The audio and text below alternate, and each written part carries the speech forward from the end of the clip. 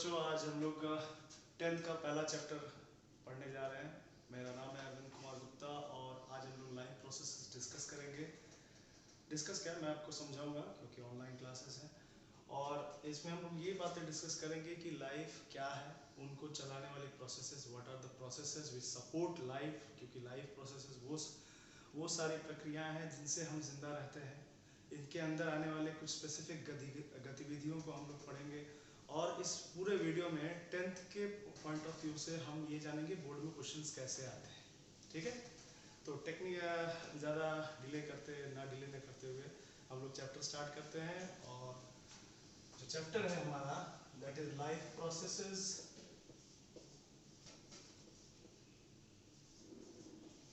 अच्छा, life processes की खासियत क्या है कि इस चैप्टर से पक्का है कि 15 मार्क्स के क्वेश्चन आने ही आने हैं, चाहे हार्ट से आए, रेस्पिरेशन से आए, किडनी से आए, एक्सक्रीशन से आए या फोटोसिंथेसिस से आए। कंफर्म है कि इसमें से क्वेश्चन आते हैं 3 मार्क्स के, 2 मार्क्स के, पहले 5 मार्क्स के भी आते थे, अब तो तोड़ तोड़ के पूछा जाता है, लेकिन कंफर्म है कि आएंगे।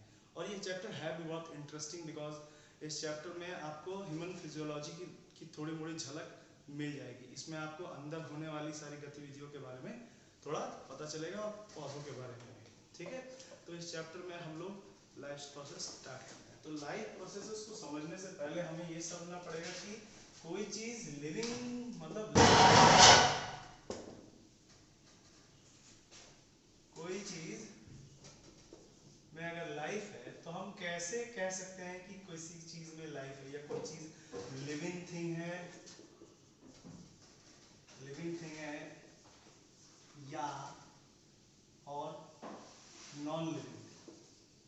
पहले हमें डिफरेंस करना होगा कि how things call living thing और नॉन लिविंग थिंग। तो let us take an example, this marker is non living thing, obviously this marker is not, you all know, आप खुद भी अपने कॉमन सेंस से कह सकते हैं कि ये जो मार्कर है वो नॉन लिविंग थिंग है। तो कैसे नॉन लिविंग थिंग है, क्या अगर इसको डिफाइन करने बोले तो बड़ा टेक्निकल वर्ड बोलने पड़ेगी कि इसमें जान नहीं है, इसमें प्राण नहीं है, इसमें आत्मा नहीं है। तो ये सब डेफिनेशन नहीं चलेगा, हम साइंस के पॉइंट ऑफ व्यू से बोलेंगे।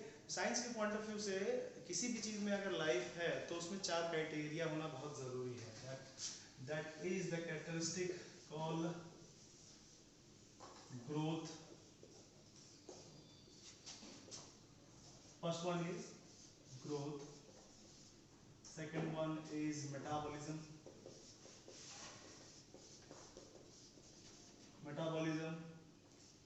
molecular movement, or you can say transportation,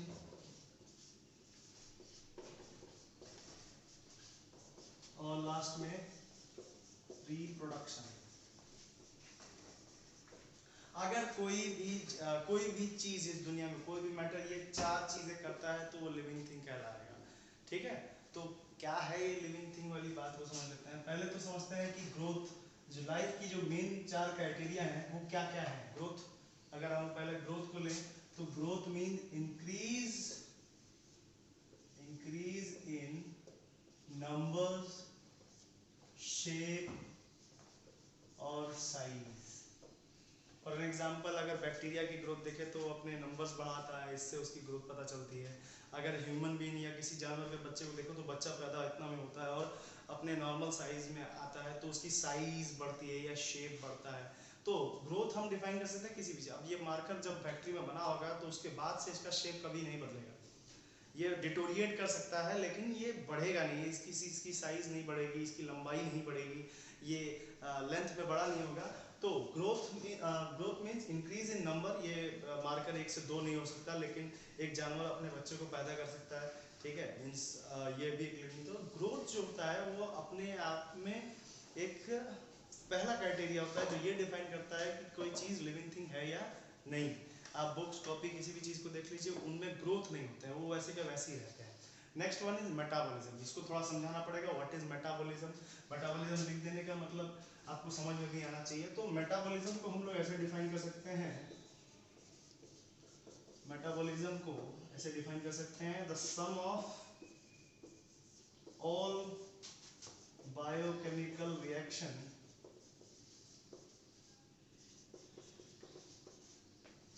occurs in सारे रिएक्शन, सम मतलब जितने भी रिएक्शन सेल के अंदर होते हैं वो सारे रिएक्शन को मिला के हम लोग मेटाबॉलिज्म कहते हैं। ठीक है, अब ये समझना जरूरी है कि इस वर्ड का मतलब क्या है। तो मेटा वर्ड का मतलब होता है इन बिटवीन, ठीक है, और बॉलिज्म मतलब होता है प्रोसेस या रिएक्शन या चेन रिएक्शन, कुछ भी। तो इन बिटवीन प्रोसेसेस, इसका मतलब ये हुआ कि एक सेल के अंदर एक चीज कॉमन है। एक सेल है जो होता है, अगर आप 9th क्लास में पढ़े होंगे तो उसके डिफरेंट ऑर्गेनल्स के बारे में पढ़े होंगे, आपको ये पता चल गया होगा कि सेल में हमेशा कुछ ना कुछ या तो बनते रहता है या तो कुछ ना कुछ टूटते रहता है। कुछ बनता है तो एनर्जी कंजर्व करने के लिए, ताकि उसमें एनर्जी फिक्सेशन किया जा सके, और कुछ टूटता है तो एनर्जी रिलीज करने के लिए या उसमें से एनर्जी निकालने के लिए हम कोई चीज़ तोड़ते हैं। इसका एक एग्जांपल ले लेते हैं। तो दो प्रोसेसेस होते हैं मेटाबॉलिज्म के अंदर। अगर मैं इसको मिटा दूं तो मैं इसको साफ साफ लिख सकता हूँ। मेटाबॉलिज्म दो भागों में बटा हुआ है। At first is called anabolism, second one is catabolism. Okay, ये टफ वर्ड देखने में लग रहा है बहुत इजी। एनाबॉलिज्म मतलब when a simpler compound get together and become a bigger component or compound is called anabolism। कोई जब छोटी छोटी चीजें मिल के एक बड़ा कंपाउंड बनाती है तो उस प्रोसेस को हम लोग एनाबॉलिज्म कहते हैं। कह सकते हैं इसमें जनरेटेड होता है, टू जनरेट,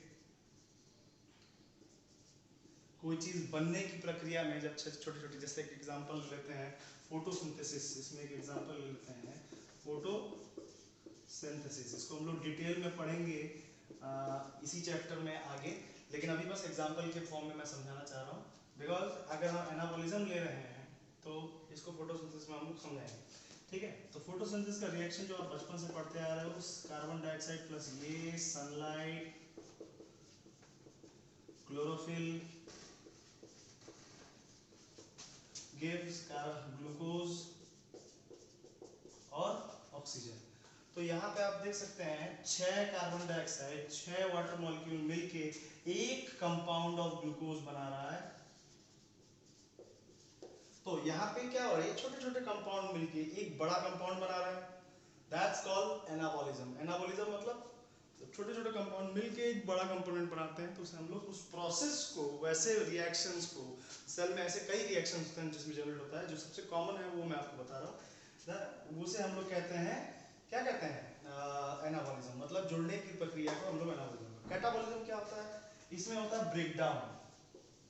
मतलब सेल के अंदर अगर कुछ भी टूट रहा है, अब देखो ये तो क्लोरोप्लास्ट में होता है, ठीक है, नेक्स्ट हम लोग पढ़ेंगे फोटोसिंथेसिस कहाँ होता है। तो प्लांट में क्लोरोप्लास्ट, प्लांट सेल्स के अंदर क्लोरोप्लास्ट होते हैं, उनमें एनाबॉलिज्म होता है। ठीक है, लेकिन साथ ही साथ माइटोकॉन्ड्रिया भी होता है, उसके अंदर कैटाबॉलिज्म होता है। कैटाबॉलिज्म क्या होता है, इसी ग्लूकोज को तोड़ के एनर्जी निकालना। ठीक है, यहाँ पे हमने सन की लाइट को फिक्सेशन किया। अगर मैं इसी रिएक्शन को उल्टा लिख दूं तो मुझे कुछ करना थोड़ी है, बस इसको मिटाना है। ठीक है, एरो को बस इस तरफ करना है और यहाँ पे एनर्जी लिखना है। तो हम लोग डिस्कशन कर रहे थे कि रेस्पिरेशन का मतलब। ठीक है, तो मैं इसको मिटा के यहाँ लिख दे रहा हूँ फिर से। ठीक, तो उस प्रोसेस को हम लोग कहते हैं, फॉर एग्जांपल ये है रेस्पिरेशन। रेस्पिरेशन मतलब क्या हुआ, जब हम एक ग्लूकोज मॉलिक्यूल को ऑक्सीडाइज करते हैं और ब्रेक डाउन करके उसे कार्बन डाइऑक्साइड, वाटर और एनर्जी में कन्वर्ट करते हैं। ठीक है, 38 ATPs। तो खैर जो भी, तो एक बड़ा मॉलिक्यूल टूट के छोटे छोटे मॉलिक्यूल्स में कन्वर्ट हो रहा है?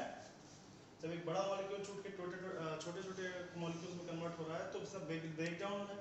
ये भी सेल के अंदर हो रहा था, फोटोसिंथेसिस भी सेल के अंदर। तो कैटाबॉलिज्म जो है ब्रेक डाउन। अब देखो एक ही सेल के अंदर कोई चीज बन भी रही है, जनरेट भी हो रही है और ब्रेक डाउन भी हो रहा है। ठीक है, तो हम कभी भी ऐसे तो बोल नहीं सकते कि सेल के अंदर एनाबॉलिज्म ही हो रहा है या सेल के अंदर कैटाबॉलिज्म है। हमेशा दोनों चीजें हो रही हैं, इसीलिए दोनों के बीच का वर्ड इस्तेमाल करते हैं मेटाबॉलिज्म।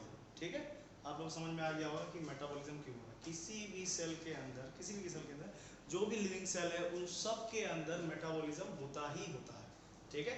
तो metabolism is a process, it is a sum of all biochemical reaction occurs in cell, either वो जनरेट हो रहा हो, टूट रहा हो, किसी चीज में बदल रहा हो, कुछ भी, जो भी सेल के अंदर रिएक्शन हो रहे हैं उन सबको मेटाबॉलिज्म कहते हैं और उनको मेटाबोलाइट्स कहते हैं, ठीक है। चलिए यहाँ तक समझ में आ गया होगा मेरे ख्याल से। अब आगे बढ़ते हैं, मेटाबॉलिज्म आपको समझ में आ गया होगा। अब आते हैं मॉलिक्यूलर मूवमेंट। तो ये मॉलिक्यूलर मूवमेंट क्या है वो भी समझना होगा। अब देखो हम लोग कंटिन्यूअस ग्रोथ करते हैं, ग्रोथ करने के लिए हमें रॉ मटेरियल चाहिए होता है। अब जैसे कोई घर बना रहा है तो उसको सीमेंट, बालू, गिट्टी ये सब चाहिए होता है ना, ताकि वो एक और रूम बना ले और एक और कर। तो ट्रांसपोर्टेशन के थ्रू हम वो सारे रॉ मटेरियल लाते हैं ताकि हम उस चीज़ को, उस बॉडी को सपोर्ट कर सकें और ग्रो कर सकें।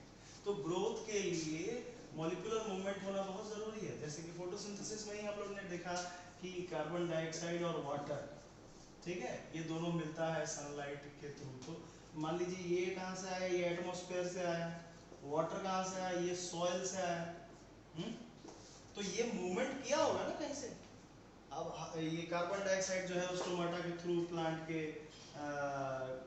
एयर सैक में चले जाता है, पत्तों के एयर सैक में चला जाता है, फिर वहाँ से मूवमेंट करता है, फिर वहाँ से वो केल्विन साइकिल में जाता है। तो ये बात की बात है। इसमें वाटर जो मूव करता है रूट के, हेयर रूट से अंदर जाता है और फिर जाइलम के थ्रू प्लांट पत्तों तक पहुँचता है। तो ये सब क्या, ये सब मॉलिक्यूल हैं और इनके मूवमेंट होना बहुत ज़रूरी है। जैसे हमारे अंदर भी मॉलिक्यूलर मूवमेंट होता है, जो भी हम खाना खाते हैं वो डाइजेस्ट होता है, उसमें से कार्बोहाइड्रेट निकलता है, अमीनो एसिड निकलते हैं, पेट में एसिमिलेट होता है, वो ब्लड में जाता है, ब्लड के थ्रू हमारे ईच सेल तक पहुंचता है, फिर जाके वहाँ सेलुलर रेस्पिरेशन होता है। तो टेक्निकली मूवमेंट बहुत ज़रूरी है, हर जगह ब्रेक डाउन ही नहीं होता है, मूवमेंट भी बहुत ज़्यादा ज़रूरी है। तो यहाँ मूवमेंट किसी भी प्रकार का हो सकता है, चलना भी एक टाइप का मूवमेंट ही होगा, लेकिन उसे हम लोग लोकोमोशन कहते हैं, ठीक है, changing the location by our motion. तो ये हो गया आपका मॉलिक्यूलर मूवमेंट। किसी भी जीव में मॉलिक्यूलर मूवमेंट होगा ही होगा। अब आते हैं लास्ट वन, जो कि हम लोग के नेक्स्ट टॉपिक, थर्ड चैप्टर में आता है, सॉरी नेक्स्ट टॉपिक में आता है, नेक्स्ट नहीं, रिप्रोडक्शन नेक्स्ट यूनिट में आता है। तो reproduction is the process of producing our own younger one, ठीक है। रिप्रोडक्शन क्या है, अब कोई भी जीव हो, जैसे वो चाहे आर्की बैक्टीरिया हो, प्रोटोजोआ हो, कोई भी जीव हो, यूनिसेलुलर से लेके मल्टी सेलुलर तक, सब अपने आप को डिवाइड करते हैं और एक नई स्पीसीज, मीन्स नई स्पीसीज नहीं, अपने ही यंगर वन को पैदा करते हैं जो उनके जैसे सिमिलर काइंड है। Producing our own kind is called reproduction, ठीक है, यंगर वन एंड रिप्रोडक्शन, ठीक। तो ये सारी चीजें जरूरी है किसी भी लिविंग ऑर्गेनिज्म के अंदर। अब एक सवाल कि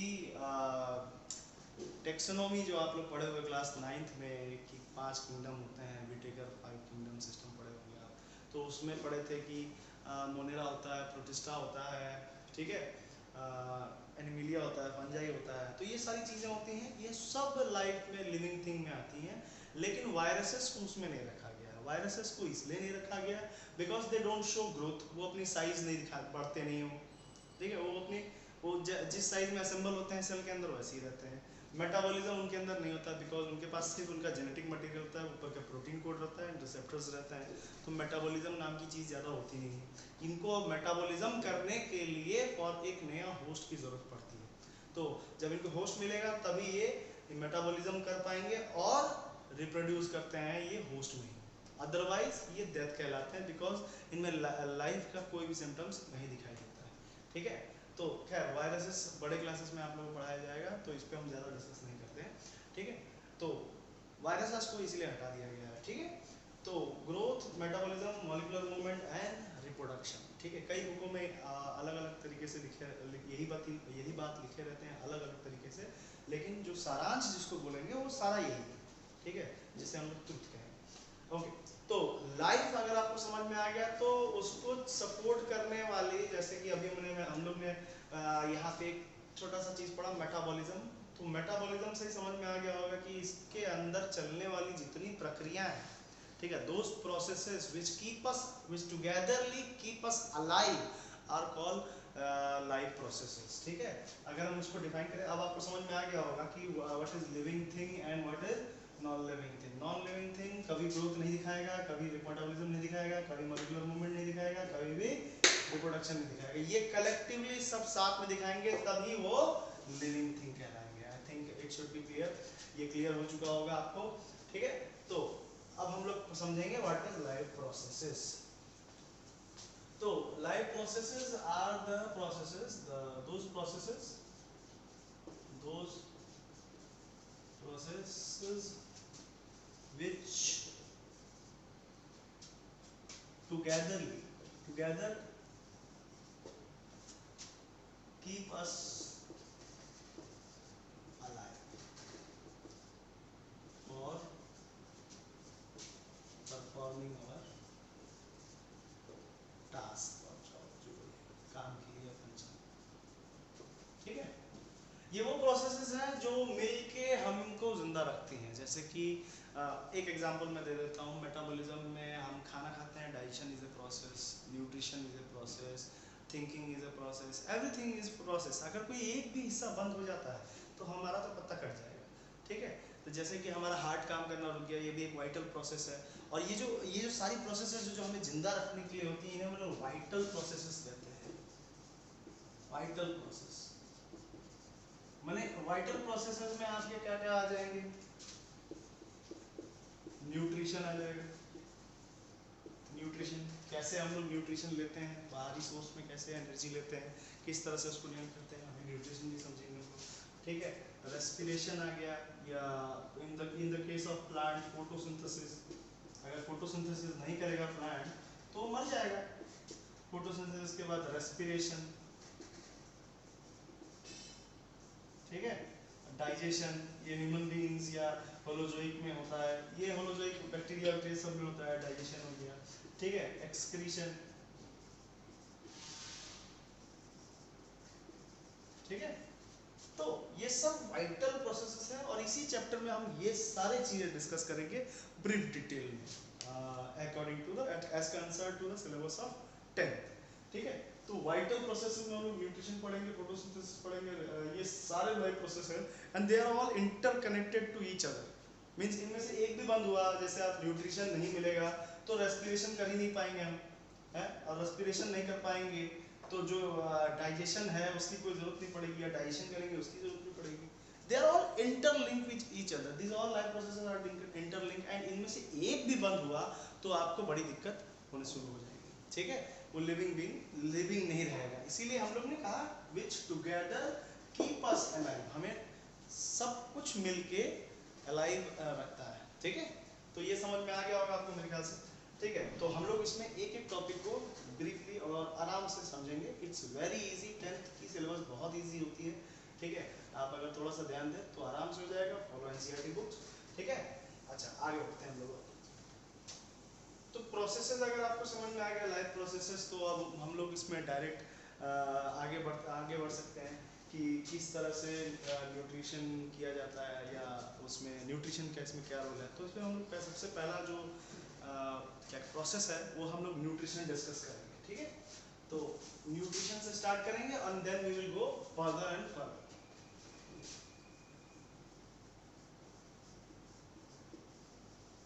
न्यूट्रिशन या नरिशमेंट बोल सकते हैं इसको, nourishment,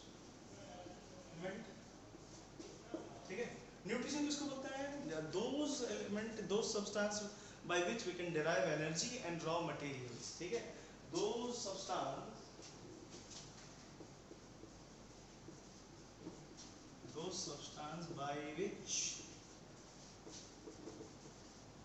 by which we derive, we या कोई भी लिविंग थिंग डिराइव करता है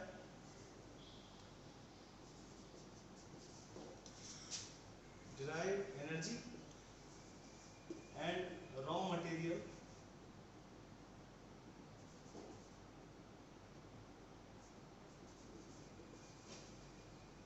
by which we derive energy and raw material for growth, metabolism and reproduction, ठीक है।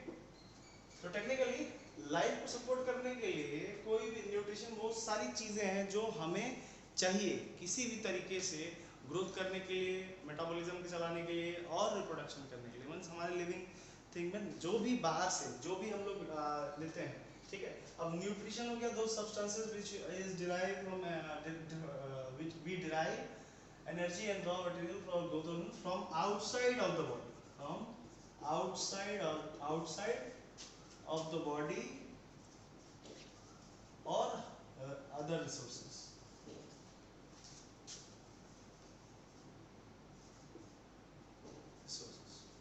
ठीक है।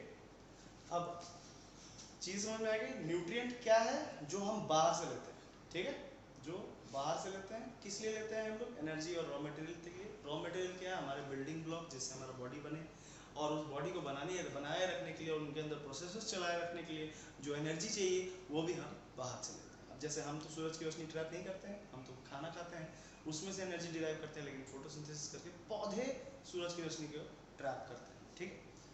आई थिंक आपको समझ में आ गया होगा न्यूट्रिशन क्या है। तो न्यूट्रिशन जो है हम अपने पॉइंट ऑफ व्यू से अगर देखें तो हम लोग बचपन में कंपोनेंट ऑफ न्यूट्रिशन पढ़े होंगे आप लोग, ठीक है। मैं इसको रब कर दे रहा हूँ। तो एज ह्यूमन बीइंग हमें क्या क्या चाहिए न्यूट्रिशन के फॉर्म में, हम वो डिस्कस करेंगे। तो हम लोग पहले कंपोनेंट ऑफ न्यूट्रिशन पढ़ेंगे, कंपोनेंट, क्योंकि ये भी जानना ज़रूरी है। आप लोग बचपन में यही चीज़ पढ़ते थे, कंपोनेंट ऑफ फूड करके, ठीक है। तो कंपोनेंट ऑफ न्यूट्रिएंट में सबसे पहला हम क्या खाते हैं? तो सबसे पहले हम लोग कार्बोहाइड्रेट लेते हैं। कार्बोहाइड्रेट। तो कार्बोहाइड्रेट अगर बहुत लोगों को नहीं समझ में आ रहा हो तो आप सिंपली समझ लीजिए, जिन कंपाउंड में CH और O यानी कार्बन, हाइड्रोजन, ऑक्सीजन तीनों हो, उन्हें हम लोग ऑर्गेनिक कंपाउंड कहते हैं। क्या कहते हैं? Organic compound. दिस कंपाउंड जिनमें ये तीनों हो, they are called organic compounds, ठीक है। एंड ऑर्गेनिक कंपाउंड होने के साथ साथ ये कार्बोहाइड्रेट है। तो कार्बोहाइड्रेट जो है उनमें देखिए नाम से पता चला, कार्बन एंड हाइड्रेट। हाइड्रेट मतलब HO, ठीक है। हाइड्रेट वाटर ना, हाइड्रोजन नहीं कहा गया, हाइड्रेट कहा गया, ठीक है। तो इसके एग्जांपल आप लोग बहुत ही कॉमनली जानते ही हैं, ग्लूकोज, माल्टोज, लैक्टोज है, फ्रुक्टोज, ठीक। एक और हिंट दे देता हूं, अगर किसी के नाम के पीछे OSE लग जाता है तो that particular thing is carbohydrate, ठीक है। जैसे लैक्टोज, माल्टोज, फ्रुक्टोज जो भी है, उसको हम लोग अगर किसी भी चीज के पीछे OSE लग गया, it's a trick, that is called carbohydrate, ठीक है। और कार्बोहाइड्रेट्स को हम तोड़ के उसमें से एनर्जी डिराइव करते हैं। क्या डिराइव करते हैं? एनर्जी। यानी कि कार्बोहाइड्रेट हमारा मेन सोर्स है एनर्जी का, इसी से हमारी बैटरी चार्ज होती है, ठीक है। तो कार्बोहाइड्रेट, अब आप लोग ये बताइए कार्बोहाइड्रेट का, अब आप लोग बताएंगे इसे, ये कार्बोहाइड्रेट क्या क्या किस क्या क्या क्या सोर्स में हमें मिलता है? जैसे हम लोग रोटी खाते हैं, चावल खाते हैं, these are what the greater part of our food is carbohydrate only. The फल का जो फ्रूट पल्प होता है that is also carbohydrate. Sugar cane का जूस जो होता है दैट इज सुक्रोज, ठीक। तो ग्लूकोज हम लोग जानते ही हैं, ये सारी चीज़ें, स्टार्च, ये सब कार्बोहाइड्रेट कहलाती है, ठीक है। तो these are the first thing which we need every day to recharge our power source, not our mobile power source, ठीक है। अब second one is protein. Protein is also very important component because इसी से these are also called building blocks of our body, ठीक है। इनसे enzyme भी बनते हैं। Enzyme are the biochemical agent which increase or decrease the rate of reaction according to need, जैसा ज़रूरत करता है वैसे एंजाइम्स जो है वो चीज़ों को बढ़ाते या घटाते हैं, ठीक है। आपको ये भी बता दूँ, haemoglobin is a globular protein structure ठीक है, एल्बुमिन जो हमारे प्लाज्मा में पाया जाता है, ग्लोबुलिन, बहुत सारे हैं, इवन एंटीबॉडीज अगर आपने कभी सुने होंगे जो हमारे शरीर के प्रतिरोधक क्षमता में क्लास 9 में आप पढ़े होंगे, these are also made up of protein. तो टेक्निकली प्रोटीन जो है बहुत ही इंपॉर्टेंट चीज़ है, और जो सेल बनती है हम बनाते हैं, एंड इसके जो बिल्डिंग ब्लॉक्स होते हैं उन्हें हम लोग अमीनो एसिड कहते हैं। खैर इतना डिटेल में नहीं जाना है आपको, ठीक है। प्रोटीन के अलावा वी नीड फैट्स, ठीक है। ये बड़ा नेगेटिव वर्ड लगता है बहुत बहुत सारे लोग बच्चों को, या कि फैट बहुत खा रहे हैं, फैट बहुत खा रहे हैं। तो फैट जितनी भी तेलीय चीज़ है, जैसे कि सरसों का तेल से लेके घी, refine oil, everything which is an oily structure that is called fat, ठीक है। तो फैट जो होता है जनरली दो चीज़ से बनता है, ग्लिसरॉल और फैटी एसिड से बनता है, ठीक है। फैट हमें उतना ज़रूरी है इसीलिए क्योंकि प्लाज्मा मेम्ब्रेन और जितने भी ऑर्गेनल हैं, ये सारे के जो वॉल्स हैं वो फैटी एसिड या ये प्लाज्मा मेम्ब्रेन जो है वो ऑलमोस्ट लिपिड से ही बने होते हैं। हम इसको टेक्निकली लिपिड्स कहते हैं। तो लिपिड की बहुत ज़रूरत होती है, और आप लोग पढ़े भी होंगे क्लास 9 में, plasma membrane is made up of by layer of lipid, lipid की 2 लेयर से बना होता है। तो लिपिड इज़ वेरी इंपॉर्टेंट, ठीक है। ये कई हार्मोन्स भी इन्हीं से बनते हैं, few of hormones are made up of these only, ठीक है। हमारे एडिपोज टिश्यूज में भी पाए जाते हैं फैट्स। ये जनरली हमारे शॉक एब्जॉर्बर की तरह काम करते हैं, हमें मैकेनिकल चोट नहीं लगती है, हमें इन सब लेयर्स को आराम से बैठा के रखते हैं ताकि हमें इंजर फिजिकली ज़्यादा इंजर्ड ना हो। तो फैट बहुत ज़्यादा, it is also act as reserve food, ये फूड रिजर्व भी होता है।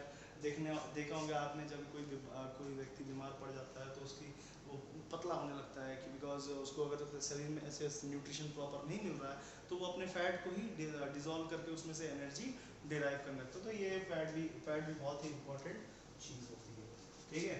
Next one is mineral.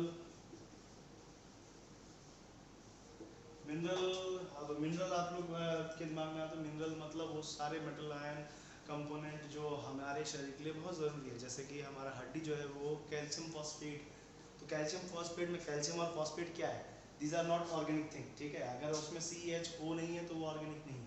तो मिनरल मतलब जितने भी आयन मिनरल हमें चाहिए, जैसे iron, zinc, magnesium, calcium, these are what, phosphorus, these are minerals। ये आयन के फॉर्म में हमें वाटर में मिलते हैं। और आपने अगर देखा होगा गौर से तो हम लोग मिनरल वाटर पीते हैं, ना कि डिस्टिल वाटर। तो मिनरल वाटर मीन्स इनमें ये सारी चीज़ें होंगी जो आपको ज़रूरत होती है, जैसे मैग्नीशियम क्लोराइड, ये सब चीज़ें होती हैं। और ये सब भी हमारे शरीर के मेटाबॉलिज्म में बहुत ही इंपॉर्टेंट की फैक्टर के काम करते हैं, मीन्स हेल्प इन मेटाबॉलिज्म, ठीक है। Fifth one is vitamin. आप जानते ही हो विटामिन कितना इंपॉर्टेंट है हमारे शरीर प्रतिरोधक क्षमता के लिए। It help to boost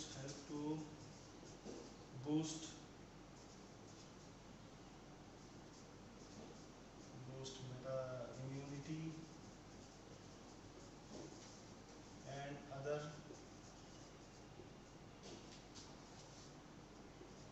metabolism. तो it is also help in boost immunity and other metabolism. Vitamin आप जानते हो A B C D K, कई विटामिन होते हैं, ठीक है। और ये सारे विटामिन कहीं ना कहीं हमारे अंदर किसी न किसी इंपॉर्टेंट वर्क में काम करते हैं। आप बायो में जब आगे बढ़ोगे तो विटामिन की स्पेसिफिक वर्क बताई जाएगी आपको, ठीक है। अभी आप जान लीजिए इसे कंपोनेंट ऑफ फूड में न्यूट्रिशन में क्या क्या आता है जो हमें चाहिए होता है वो बता रहा हूँ, ठीक है। इज रफेज, ये चीज़ जो है रफेज जो है, ये आजकल इसकी कमी की वजह से बहुत सारी बीमारियां जैसे कब्ज, कॉन्स्टिपेशन, बाउल मूवमेंट या पेट की प्रॉब्लम होने लगती है, ये रफेज की ना होने की वजह से होगी। Roughage is undigested fibre which required in our food so that it can clean our small intestine. इन स्मॉल इंटेस्टाइन को साफ रखने के लिए रफेज की बहुत जरूरत। आपने सुना भी होगा कि जब आटा चालते हैं तो उसमें से जो बच जाता है उसमें से थोड़ा मिला दिया जाता है, क्या बोलते हैं उसको, आटा चलने के बाद चोकर चोकर चोकर को वापस मिला दिया जाता है। ठीक है, उसको रफेज के लिए मिलाया जाता है। फलों में ज़्यादा फाइबर होता है, कच्चे फल में सलाद औलाद में ज़्यादा, सलाद वलाद अगर आप लेते हैं खाने के साथ तो उसमें बहुत रफेज होता है। Roughage is good for have cleanage और clean of our small intestine. Last one is water, the most important thing, क्योंकि आप जानते ही हैं कि कोई भी रिएक्शन, कोई भी केमिकल रिएक्शन, अगर आप जिंक सल्फेट को सोडियम सल्फेट में सॉलिड फॉर्म में दोनों मिला दे तो कोई रिएक्शन नहीं होगा, लेकिन अगर आप दोनों को वाटर में रखें तो पक्का रिएक्शन होगा। यानी कि कोई भी रिएक्शन होने के लिए यू नीड एक्वस मीडियम, और you all know that cell is almost 70 to 80% water. तो हमारा मेन कॉन्सेप्ट है वाटर ऑल्सो। तो ये सारे न्यूट्रिशन है जो हम लिविंग थिंग मीन्स हम इंसानों को ह्यूमन फिजियोलॉजी में हमें ज़्यादा इम्पोर्टेंट है। तो ये कंपोनेंट ऑफ फूड है, ये न्यूट्रिशन है। जनरली जानवर भी घुमा फिरा के सारे जीव जंतु यही चीज़ें लेने की कोशिश करते हैं। कुछ तो ये बनाते भी हैं, जैसे पौधे प्रोटीन बनाते हैं, कार्बोहाइड्रेट बनाते हैं, दे मेक लिपिड्स। आप लोग सुना हो सरसों के तेल सरसों से निकलता है, ठीक है। कार्बोहाइड्रेट जो है वो फलों में पाया जाता है, राइस में पाया जाता है। ये सब कौन बनाता है? पौधे बनाते हैं। तो ये पौधे बनाते भी हैं, और they also use and we also need these things to continue our body mechanism and food chain, ठीक है। तो ये हो गया कंपोनेंट ऑफ फूड। अब हम इनको लेने के तरीके के हिसाब से मोड ऑफ न्यूट्रिशन पढ़ेंगे। मोड ऑफ न्यूट्रिशन क्या हुआ? How we take that nutrition, ठीक है। हम तो मुंह से ले रहे हैं, पौधे किसी और तरीके से ले रहे हैं। तो हाउ वी टेक और generate that particular nutrition by other by mouth or some different way, so वो है मोड ऑफ न्यूट्रिशन। नाम हम लोग वो पढ़ेंगे, ठीक है। तो ये मैं मिटा दे रहा हूँ।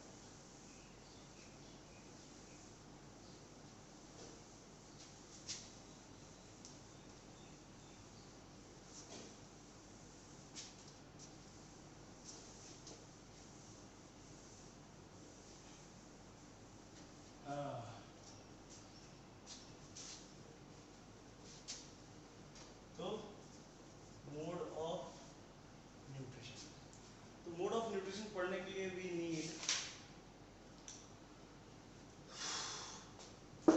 मोड ऑफ न्यूट्रिशन के लिए हम लोग न्यूट्रिशन लिखते हैं और समझना शुरू कर देते हैं। वैसे मैंने आपको बताया नहीं what are nutrient. Nutrient are those substance, those inorganic organic substance which we need to complete our nutrition. Nutrition is a process by which we are taking energy and raw material, but the nutrient are those particular solid organic inorganic substances which we need for our nutrition, ठीक है। वो substance हो गए, और ये nutrition is a process, ठीक है। I think समझ में आ गया होगा nutrition और nutrient। तो nutrition मोड ऑफ न्यूट्रिशन दो प्रकार के होते हैं। सबसे पहला होता है ऑटोट्रॉपिक,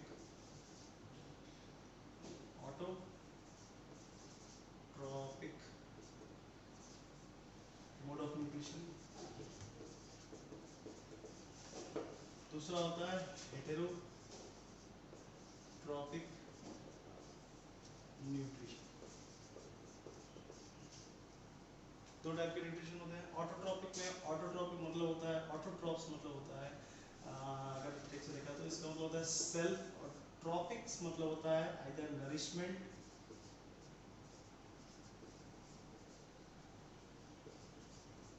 और फीडर, ठीक है। तो सेल्फ मतलब खुद से अपने आप को नरिश करने वाले, those organism who can prepare their food by their own, they are called autotrophs. Autotrophs जो होते हैं वो अपना खाना खुद से ही बना लेते हैं। और हेटेरो वर्ड का मतलब होता है अदर और डिफरेंट, इसका मतलब होता है अदर या डिफरेंट। ट्रॉप मतलब सेम, नरिशमेंट, ठीक है। तो जो those organism which are dependent for their food for on others, they are called heterotrophs, ठीक है। तो those organism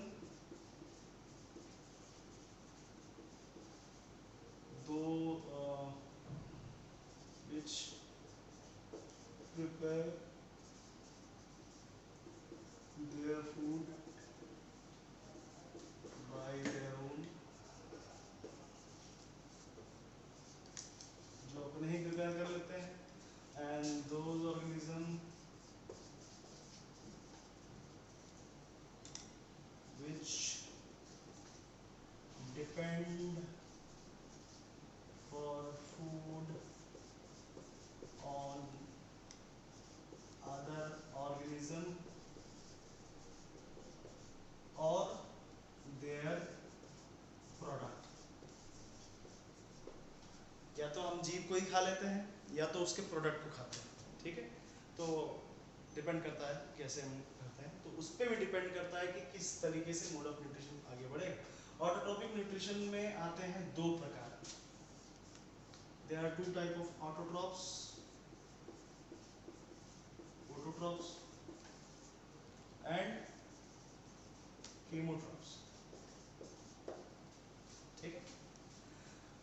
फोटोट्रॉप जो है, नाम से पता चल रहा है, फोटो मींस लाइट और ट्रॉप मतलब फीडर, ऑब्वियसली बनाने वाला या नरिशमेंट करने वाला। तो वो group, those organism which are dependent for preparation their food on light, जो लाइट पे डिपेंड करते हैं या लाइट से अपना खाद्य पदार्थ बनाते हैं, they are called phototrophs. And these phototrophs conduct a process called photosynthesis, ठीक है। फोटोसिंथेसिस करते हैं, और फोटोसिंथेसिस की खासियत ये है कि खासियत क्या है कि ये कार्बन डाइऑक्साइड, वाटर और सनलाइट यानी कि लाइट की मदद से ये ग्लूकोज बनाते हैं और एनर्जी को ट्रैक करते हैं, ठीक। केमोट्रॉप्स वो प्रोकैरियोटिक बैक्टीरियाज हैं, जैसे कि फॉर एग्जांपल, पहले हम समझते हैं कि केमोट्रॉप्स होते क्या हैं। Those organism, those unicellular organism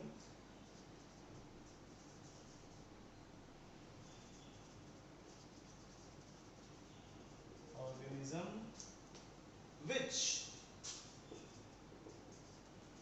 derive their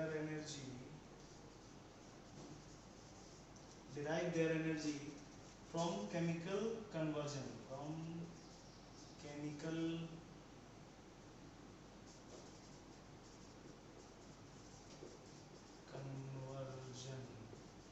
for an example class 9th में आप लोग पढ़े होंगे नाइट्रोबैक्टर, नाइट्रोमोनास,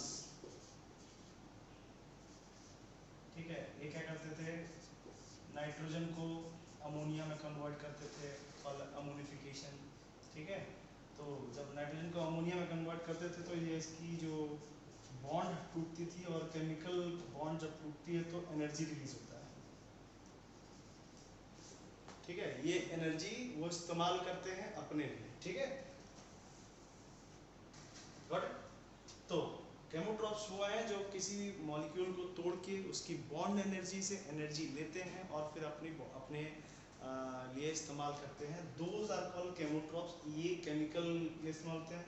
एक इंटरेस्टिंग फैक्ट आपको बता दूं, जब एवोल्यूशन में दुनिया स्टार्ट हुई थी तो सबसे पहले केमोट्रॉप्स ही हुआ करते थे। पहला डेवलपमेंट केमोट्रॉप्स को हुआ था। ऑक्सीजन के आने के बाद सनलाइट का इस्तेमाल होना शुरू हुआ और फोटोसिंथेसिस होना शुरू हुआ। तो पहले केमोट्रॉपिज्म स्टार्ट हुआ था, फिर फोटोट्रॉपिज्म, फिर इन दोनों के कॉम्बिनेशन, और ऐसे करते करते करते आज फोटोट्रॉप्स ज़्यादा है, केमोट्रॉप्स बहुत ही कम पाए जाते हैं, लेकिन है, ऐसा नहीं कि नहीं है, ठीक है। तो ऑटोट्रॉप्स, केमोट्रॉप्स हो गए, ठीक है।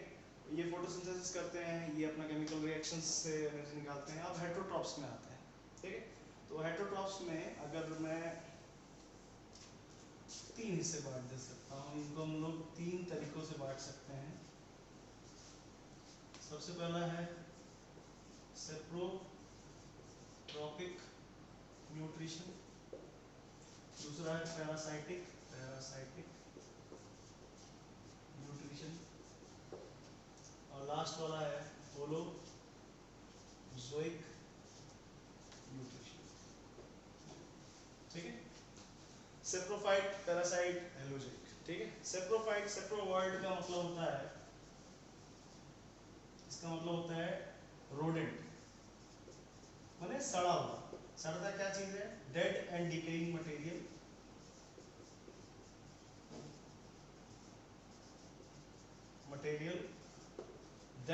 एंड डिकेइंग मटेरियल, जो ऑर्गेनिज्म डेड और डिकेइंग मटेरियल पे फॉर देयर फूड सर्वाइव निर्भर करते हैं, दे आर कॉल्ड सेप्रोफाइट्स। ठीक है, अब इसका एग्जांपल आप लोग बहुत ही कॉमनली अपने आंख से देखे होंगे, मशरूम्स या फंजाई, इसको ले लें।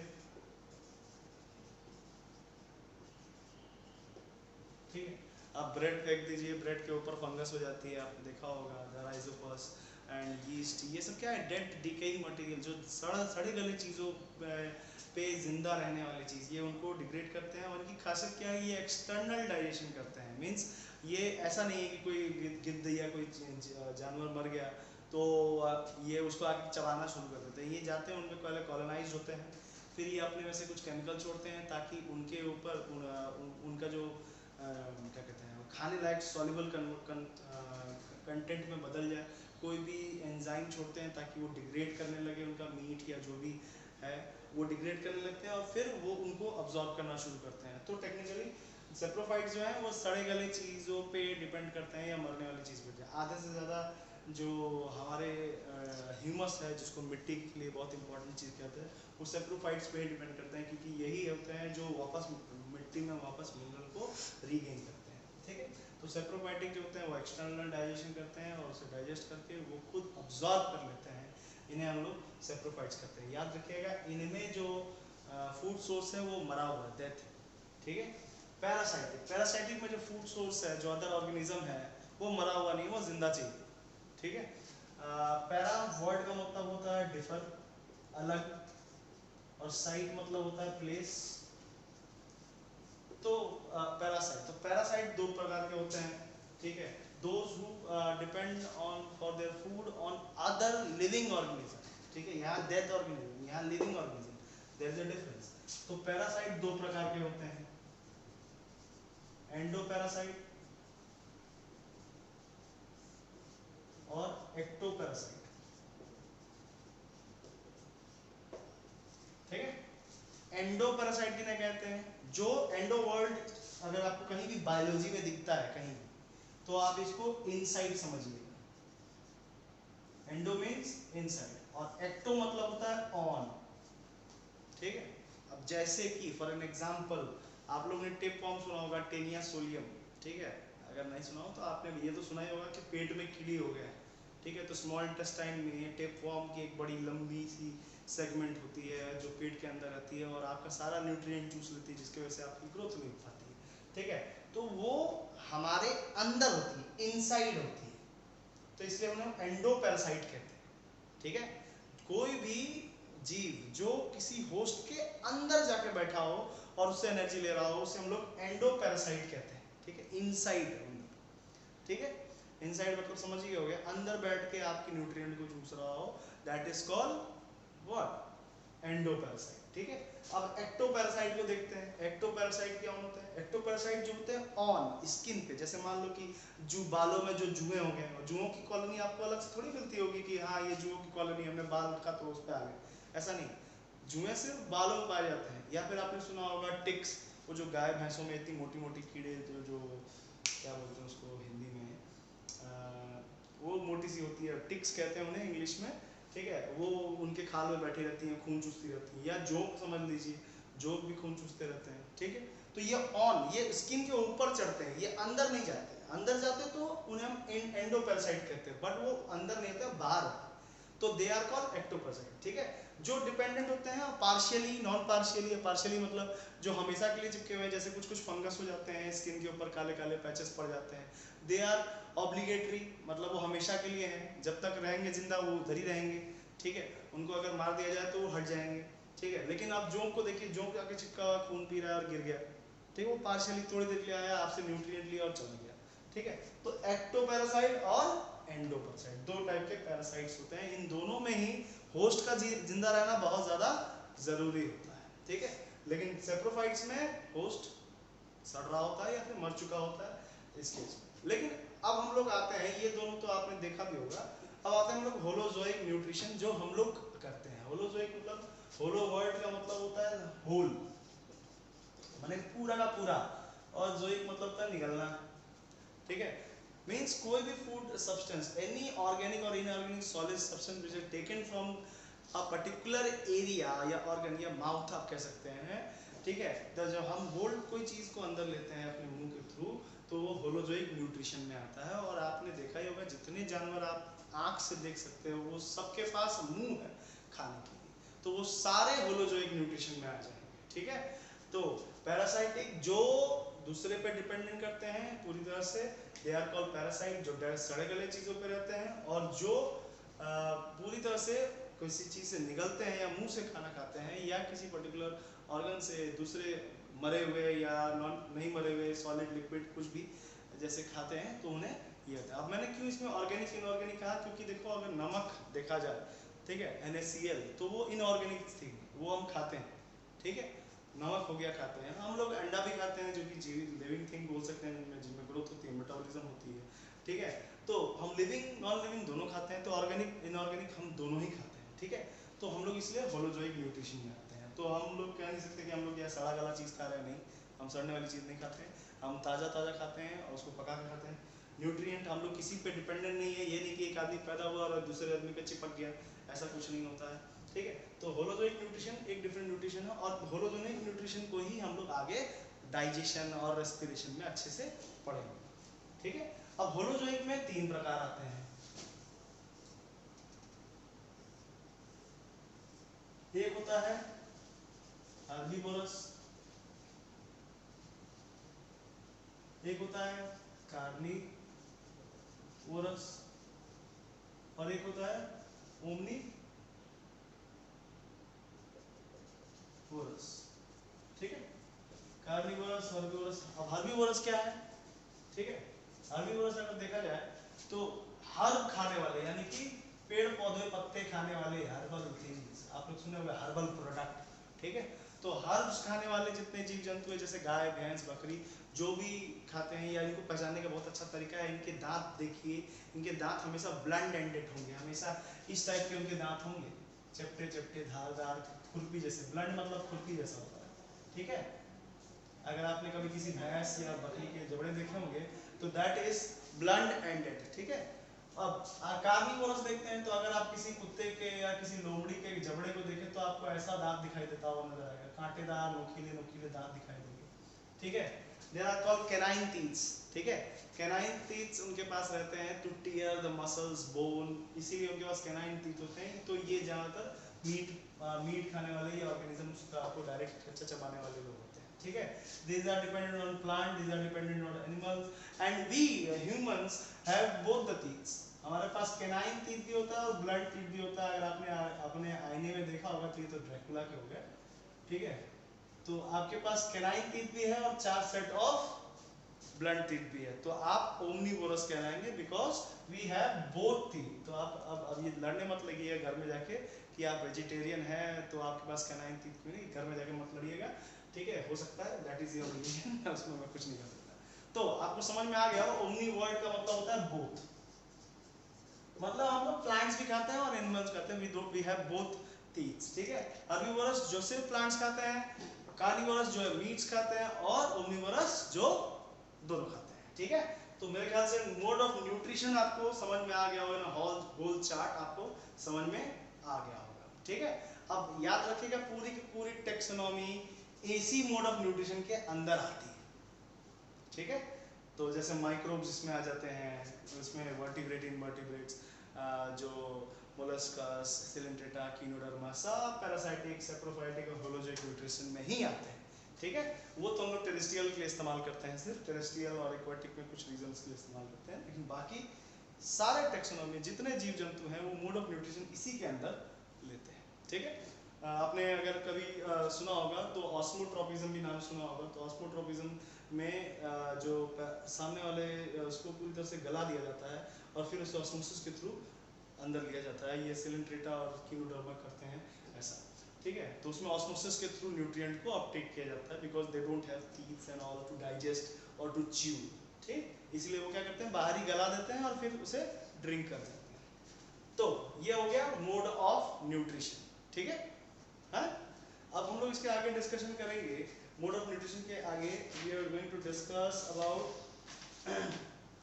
न्यूट्रिशन इन प्लांट, यानी कि प्लांट में कैसे न्यूट्रिशन होता है। तो आज हम लोग इस प्लांट के फिर तो अब हम लोग न्यूट्रिशन प्लान करेंगे। मेरे ख्याल से समय बहुत हो गया है, हमें ये प्लांट और न्यूट्रिशन जो है वो हम लोग नेक्स्ट क्लास में करेंगे। अभी मैंने आपको एक लाइफ प्रोसेसेस का पूरा डिस्कशन दिया, कैसे क्या होता है, मोड ऑफ न्यूट्रिशन के सारे टाइप्स बताएं। होपफुली आपको समझ में आ गया होगा मेरे ख्याल से। अगर कोई डाउट है तो प्लीज़ टेक्स्ट करें और कमेंट करें, तो समझ में आएगा कि आपको वीडियो समझ में आ रहा है कि नहीं। If you have any suggestion that also you can give in our comment so that I can read. ठीक है, और आप घर पे रहिए, सेफ रहिए, कोरोना से बचे रहिए, और प्लीज़ अपनी पढ़ाई करते रहिए, क्योंकि एनसीईआरटी भी पढ़ते रहेंगे तो आपकी सिलेबस आराम से ख़त्म हो जाएगी। वीडियो फॉलो कीजिए, और नेक्स्ट वीडियो में हम लोग न्यूट्रिशन